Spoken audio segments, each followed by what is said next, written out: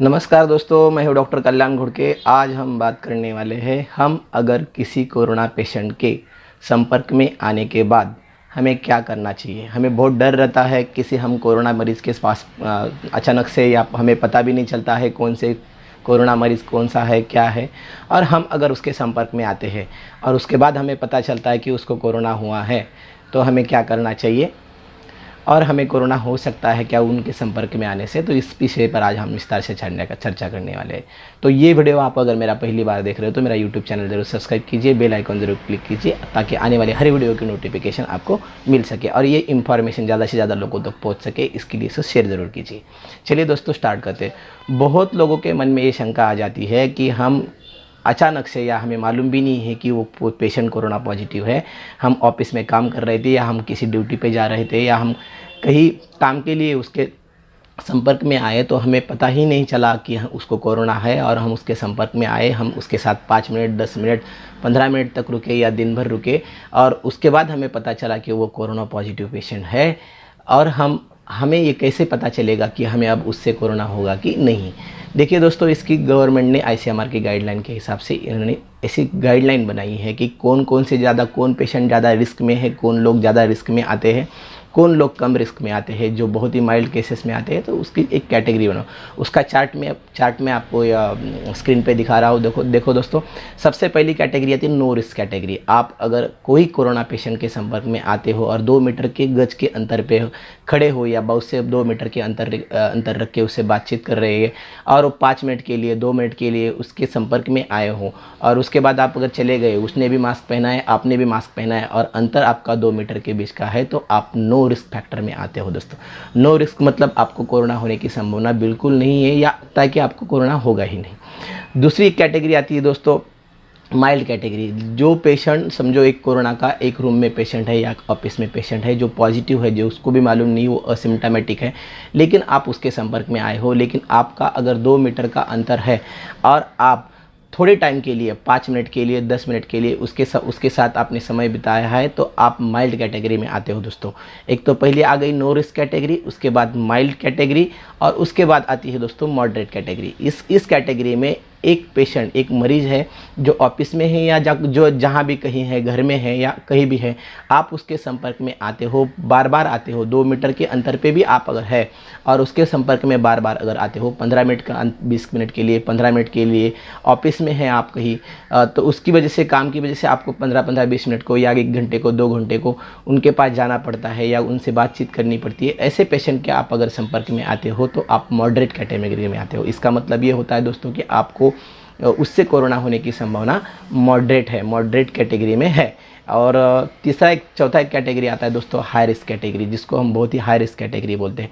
ऐसे लोग जो 2 मीटर का अंतर आप रख के बातचीत भी कर रहे हो, लेकिन दूसरी बात ये है कि एक तो वो आपका ऑफिस में आपके साथ काम कर रहा है, दूसरी बात आपके घर में किसी को कोरोना है और आपके कंटिन्यू वो संपर्क में, या आपका कलीग है जो जिसके साथ आप काम कर रहे हो।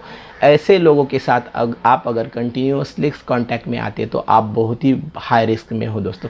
या कहीं फंक्शन चल रहा है या कोई पार्टी चल रही है या कुछ प्रोग्राम चल रहा है जहाँ पे लोग जमा हुए हैं, कॉन्फ्रेंस के लिए लोग जमा हुए हैं 5-10 लोग, और उनमें से किसी पेशेंट को अगर कोरोना पॉजिटिव है जो असिम्प्टोमेटिक है या हल्के से उसको लक्षण भी है, तो उनके संपर्क में आप काफ़ी टाइम के लिए आते हो या हमेशा बार बार आते हो, तो उसको हाई रिस्क माना गया है दोस्तों। ऐसे लोगों को कोरोना होने की संभावना बहुत ही ज़्यादा है दोस्तों। इसका मतलब ये है कि ये पेशेंट जो सारे हैं, इनको क्या करना चाहिए अगर हम कोरोना पेशेंट के संपर्क में आने के बाद हमें क्या करना चाहिए। तो सबसे पहली बात, गवर्नमेंट का नियम है दोस्तों, आईसीएमआर के गाइडलाइन के हिसाब से आप अगर किसी भी कोरोना पेशेंट के संपर्क में आते हो तो आपको सबसे पहले होम आइसोलेशन में या क्वारंटाइन होना है। आप अगर घर में आपके पास सुविधा है, सेपरेट रूम है, सेपरेट टॉयलेट है, तो आप घर में भी होम क्वारंटाइन रह सकते हो दोस्तों।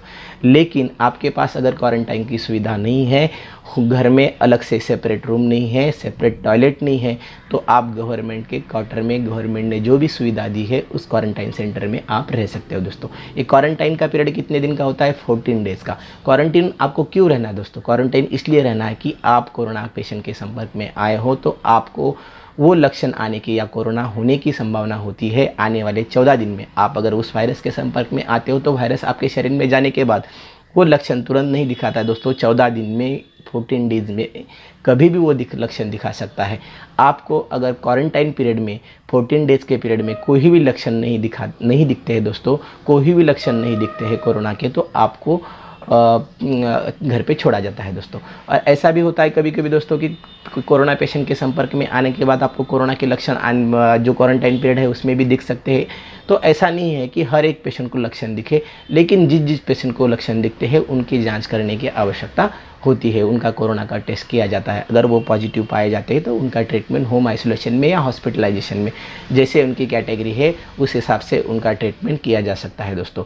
मैंने पहले भी बोला था दोस्तों कि 100 अगर पेशेंट कोरोना के हैं तो उनमें से 80% पेशेंट ये असिम्प्टोमेटिक होते हैं या बहुत ही माइल्ड लक्षण वाले होते हैं, जिनको कोई भी ट्रीटमेंट की आवश्यकता नहीं होती, या हल्के से ट्रीटमेंट में भी वो नॉर्मल हो जाते हैं और घर पे ठीक हो सकते हैं। लेकिन एक 5-10-20% लोगों को हॉस्पिटलाइजेशन करने की ज़रूरत होती है। वही पेशेंट सीरियस होने की संभावना बहुत ज़्यादा होती है।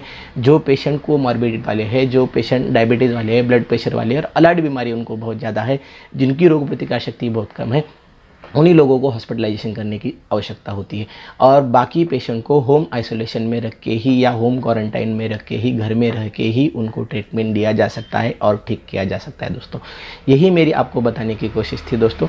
ये मेरा वीडियो आपको कैसा लगा आप ज़रूर कमेंट में कमेंट करें, और मेरा YouTube चैनल ज़रूर सब्सक्राइब करें।